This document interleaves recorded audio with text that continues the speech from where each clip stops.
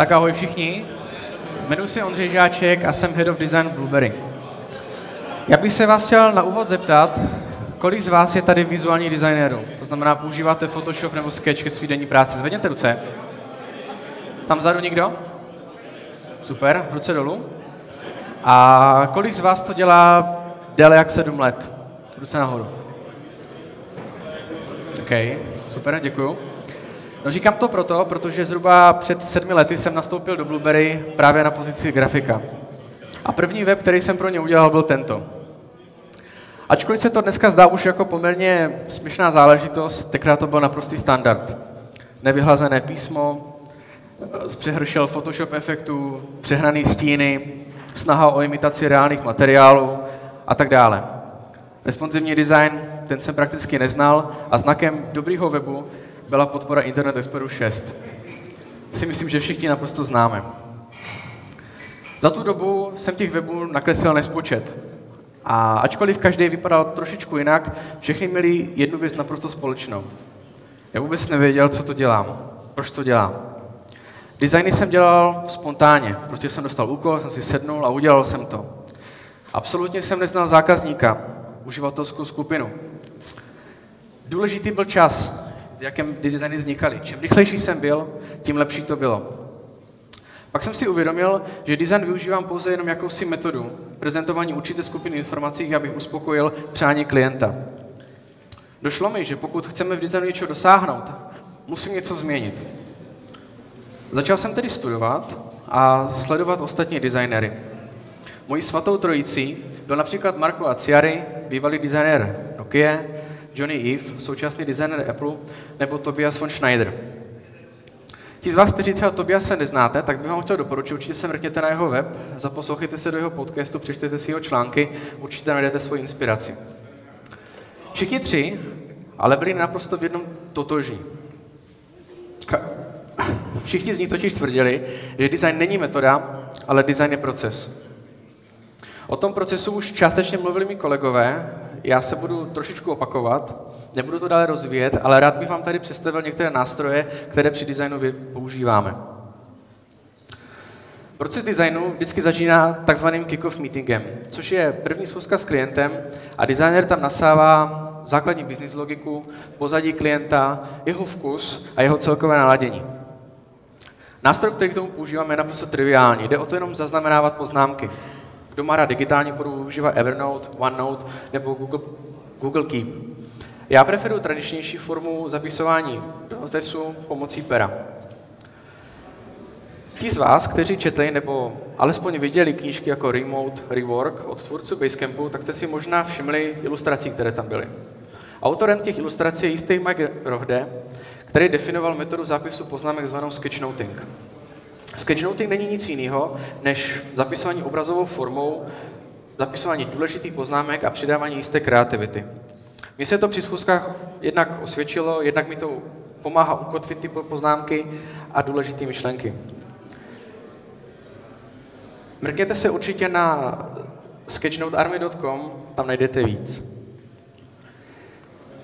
Na Kick-Off Meeting navazuje Design Studio, které je, troufám si říct, první takovou kreativní schůzkou. Jak už Jirka Orsak zmínil, jsme tam víceméně zastoupení v celém vývojovém týmu, rozdělení do skupin a bavíme se tam na téma uživatelských skupin a jejich person, vznikají pilotní verze Warframeu a tak podobně. Pro designéra je důležitý, že tam vzniká taky základní struktura obsahu webu. Na to samozřejmě se nejvíc osvědčují myšlenkové mapy. Nástroje pro tvorbu myšlenkových map je celá řada. Já za sebe doporučuji nástroj MindNote, který je jednak jednoduchý, hezký, přehledný a hlavně vám umožňuje exportovat mindmapy do všech různých formátů. Zmínil jsem ty Warframey, tam to není žádná velká věda, na to využíváme pouze tužku a papír. Další krok by se mohl zdát, že je velice podobný, ne-li totožný, a to je Warframing. Zde bych chtěl říct, že zatímco v Design Studiu vzniká několik variant Warframeu a jsou na papíře, tak během Warframingu dochází k jakémusi průniku, vzniku digitální podoby a jakési finální verze. I na to existuje spousta nástrojů. Možná znáte Azure.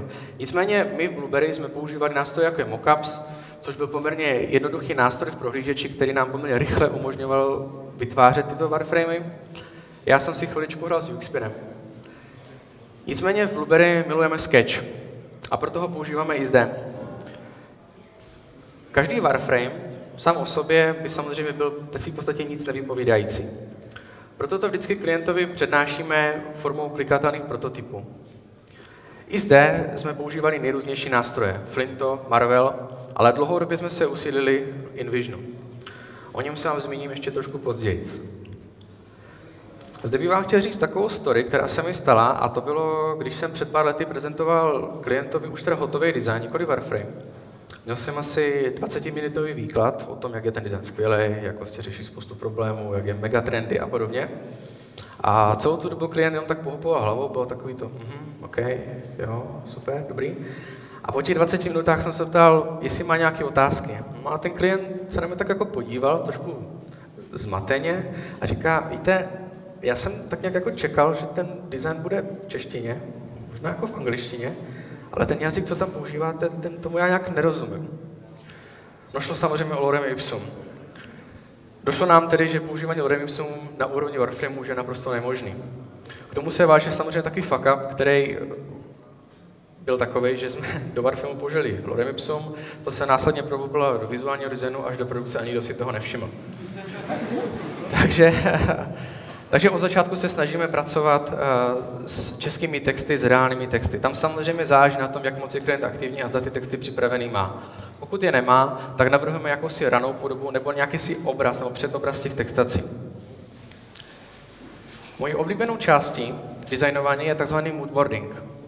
Moodboarding není nic jiného, než jakási rešerše konkurenčních webů, hledání inspirace a sledování moderních trendů.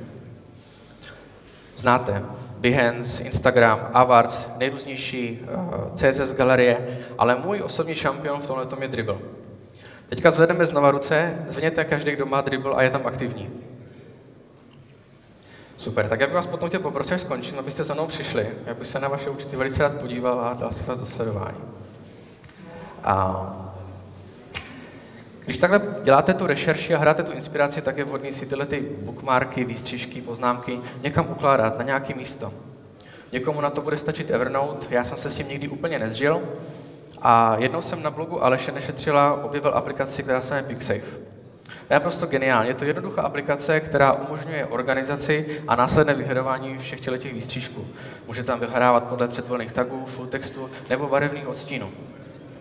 Nicméně se může stát, že takový moodboard chceme prezentovat klientovi, zejména pokud děláme rešerši o konkurentu. Na to se nám opět hodí InVision a jeho nástroj InVision Boards. Zde oceňujeme nejen, že to je přehledný a jednoduchý, ale je tam poměrně snadná možnost vkládat komenty a diskutovat o tom.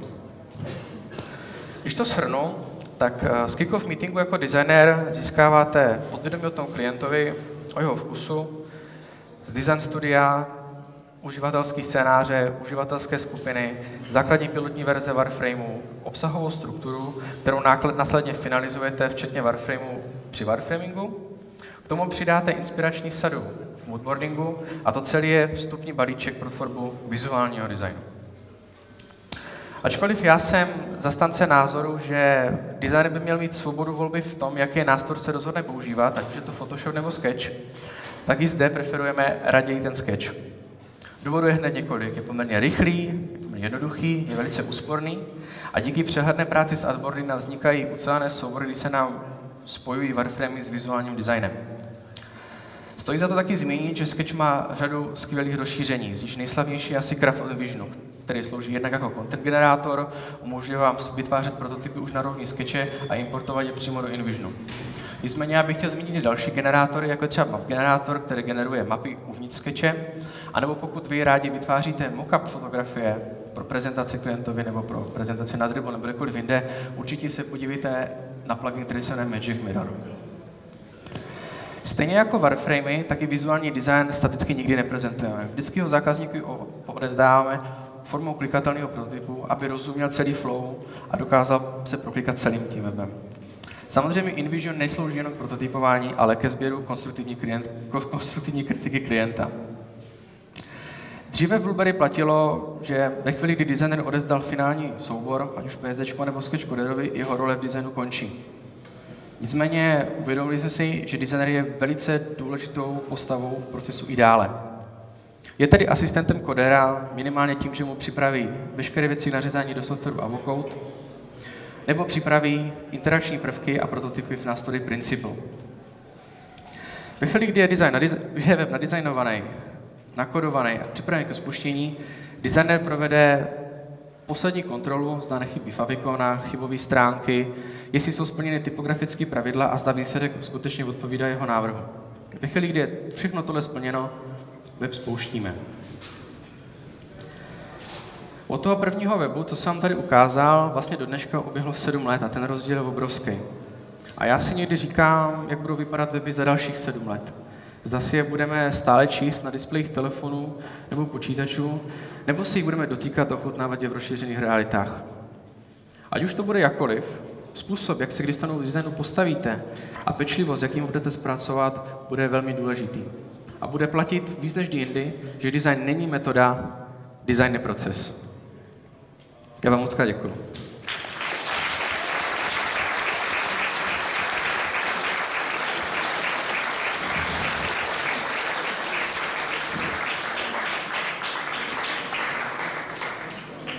Tak a teď se podíváme na vaše otázky. Pustíte mi to, Jirko?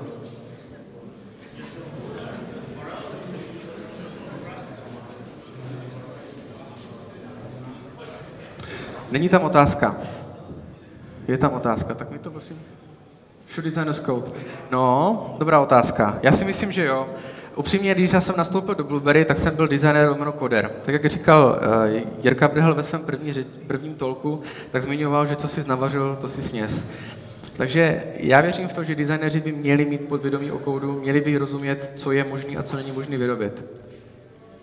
Tak a otázky nejsou ve slajdu, tak máte někdo otázky tady ještě v publiku? Zvedněte ruku. Tam někdo?